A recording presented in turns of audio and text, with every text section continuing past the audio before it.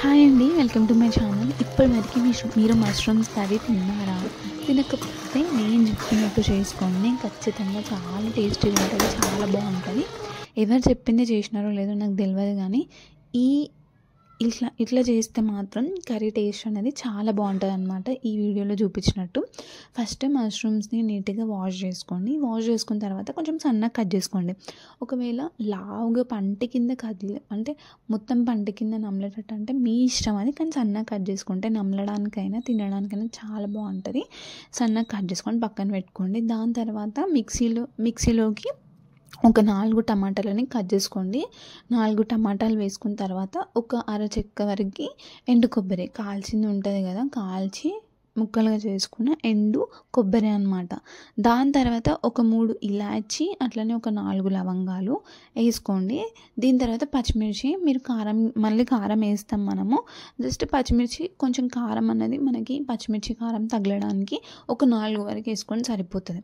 దాని తర్వాత మిక్సీ చేసుకొని మంచిగా మెత్తగా పేస్ట్ చేసుకోండి. తర్వాత కడాయిలో ఆయిల్ వేసి హీట్ చేసిన తర్వాత ఆనియన్స్ మంచిగా ఫ్రై అవ్వనివ్వండి. కొంచెం మాడినా పర్వాలేదు, ఆ టేస్ట్ అన్నది కర్రీకి ఇంకా పెంచుతుంది, చాలా బాగుంటుంది. మాడితే కూడా కొంచెం మాడాలి. ఈ ఆనియన్స్ మగ్గేంత వరకు మంచిగా ఫ్రై చేసుకోవాలి. దాని తర్వాత ఇందులో అల్లం వెల్లుల్లి పేస్ట్ వేసుకొని అల్లం వెల్లుల్లి పేస్ట్ స్మెల్ అంతా వెళ్ళిపోయే వరకు మంచిగా ఫ్రై చేసుకోండి. లేకపోతే మనకి కర్రీ అంతా అల్లం వెల్లుల్లి పేస్ట్ వాసన వస్తే తినబుద్ధి కాదు, కాబట్టి మంచిగా ఫ్రై చేసుకోండి. ఇంకా దాని తర్వాత ఇందులో మనం ఫస్ట్ టమాటో ప్యూరీ పేస్ట్ ఉంది కదా, అది వేసేసుకోండి. ఈ టమాటో ప్యూరీ పేస్ట్ వేసుకోవాలి.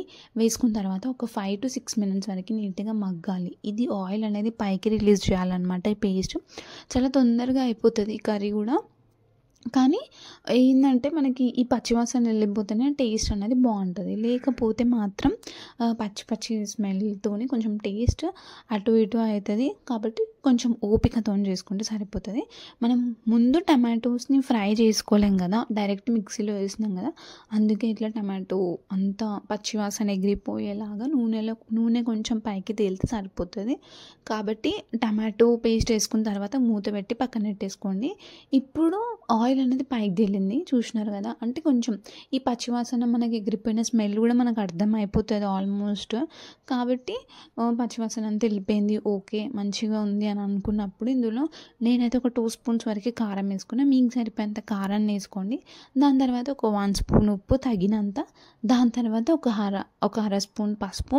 దాని తర్వాత ఒక 1/2 spoon ధనియాల పొడి వేసుకోండి. వేసుకున్న తర్వాత కొంచెం కారం మగ్గాలి.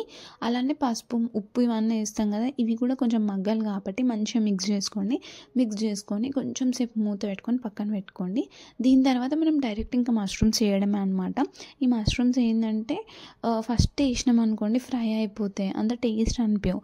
మనము ఈ మసాలా ఏదైతే మనం మసాలా పేస్ట్ టమాటో పేస్ట్ ఇదంతా వేసినాం కదా, ఇవన్నీ వేసిన తర్వాత మష్రూమ్స్ వేస్తే మష్రూమ్స్కి ఆ పేస్ట్ అనేది పట్టిన తర్వాత మష్రూమ్స్ చాలా టేస్ట్ అనిపిస్తాయి తింటుంటే కూడా పంటి కింద తగిలినప్పుడు.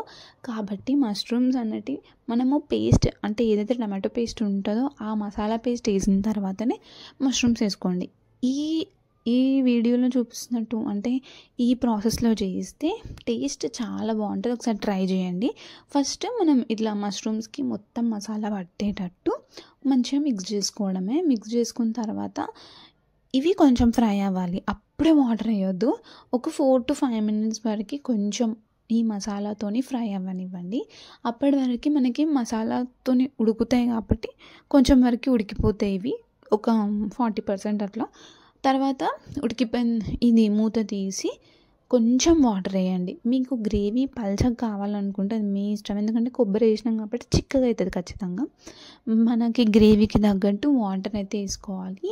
వేసుకున్న తర్వాత ఇది మరుగుతుంటుంది కదా, అప్పుడు కొంచెం కసూరి మేతి వేస్తే మన కర్రీ అయితే రెడీ అయిపోతుంది అనమాట. ఈ ప్రాసెస్లో చేసుకుంటే మాత్రం 100% చెప్తున్నా, మష్రూమ్ కర్రీ చాలా టేస్టీగా చాలా బాగుంటుంది. ఎప్పుడు చేయని వాళ్ళైతే ఈ ప్రాసెస్లో చేస్తే మాత్రం చాలా టేస్టీగా ఉంటుంది. ఒకసారి ట్రై చేయండి, ఎట్లా ఉందో చేసుకున్న తర్వాత చెప్పండి. ఒకవేళ ఈ వీడియో మీకు నచ్చితే తప్పకుండా లైక్ చేయండి, షేర్ చేయండి, అట్లనే సబ్స్క్రైబ్ కూడా చేసుకోండి. Thank you for watching this video.